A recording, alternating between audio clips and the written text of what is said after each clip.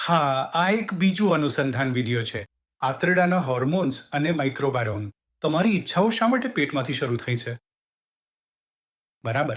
આ એ સૌથી મહત્વપૂર્ણ વિષયોમાંથી એક છે, જેને લોકો ખોટી રીતે સમજતા હોય છે અથવા તો તેમને ખબર જ નથી. તો ઈચ્છાઓ એટલે કે એ સતત ખાંડની ઈચ્છા રહેવી, તેનો મુદ્દો તમારા મગજમાં નહીં, પણ તમારા પેટમાં હોઈ શકે છે.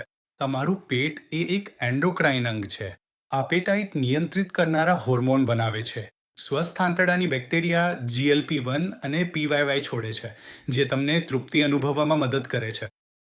આ ભૂખના સંકેતો ઘટાડે છે અને બ્લડ શુગર નિયંત્રણ સુધારે છે. પણ જો તમારી આંતરડાની બેક્ટેરિયા અસ્વસ્થ હોય, તો તે ખાંડ અને કાર્બોહાઈડ્રેટની ઈચ્છા વધારી દેશે. આ ઇન્સ્યુલિન રેઝિસ્ટન્સને વધારે છે અને ભૂખના નિયંત્રણને ખોરવશે. તમારો માઇક્રોબાયોમ તમને ચોક્કસ ખોરાકની ઈચ્છા તરફ દોરી શકે છે. આ કેમ મહત્વનું છે? ખરાબ આંતરડાની તંદુરસ્તી સતત ઈચ્છાઓ, ફૂલાવા, થાક અને વજન ઘટાડવામાં મુશ્કેલી તરફ દોરી જાય છે. આ બાયોલોજિકલ છે. ઈચ્છા શક્તિની કમી નથી. સરળ ઉપાયો: ફાઇબરથી ભરપૂર ખોરાક ખાઓ, ફર્મેન્ટેડ ખોરાક ઉમેરો.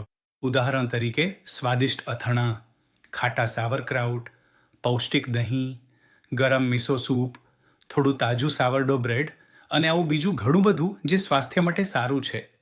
આ ઉપરાંત કેટલાક લોકો ખાસ પ્રકારના આથોવાળા કોમ્બુચા જ્યુસ પણ નિયમિત રીતે પીવે છે. સારી ઊંઘ લેવી ખૂબ જ મહત્વપૂર્ણ છે. અતિ પ્રક્રિયાવાળા ખોરાક ઓછા કરો અને અનાવશ્યક એન્ટીબાયોટિક્સ ટાળો.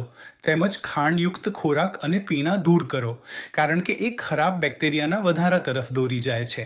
આંતરડું સુધારો તો ખાવાની ઈચ્છા શાંત થશે અને બધું ધીમે ધીમે સારું થવા લાગશે. તમારું આંતરડું એવા હોર્મોન્સ બનાવે છે જે ભૂખ અને તૃપ્તિ નિયંત્રિત કરે છે. સ્વસ્થ આંતરડાના બેક્ટેરિયા ખાવાની ઈચ્છા ઘટાડે છે, જ્યારે અસ્વસ્થ બેક્ટેરિયા ખાંડની ઈચ્છા વધારશે. એટલે તમારે સંતુલન લાવવા માટે બધું કરવું પડશે.